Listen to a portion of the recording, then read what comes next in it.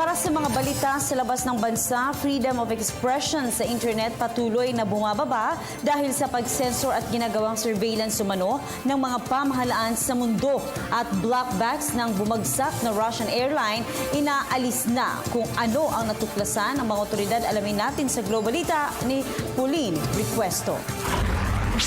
Sa panglimang pagkakataon, nananatiling inaccessible ang internet para sa milyon-milyong mga tao dahil sa patuloy na paghihigpit ng mga pamahalaan.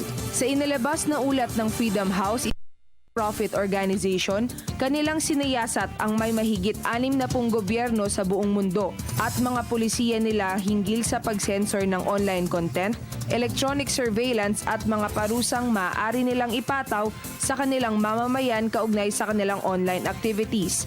Ayon sa research analyst ng grupo na si Laura Reed, ang pagbaba ng internet freedom ay dulot ng mga ipinapasang mga batas ng mga pamahalaan.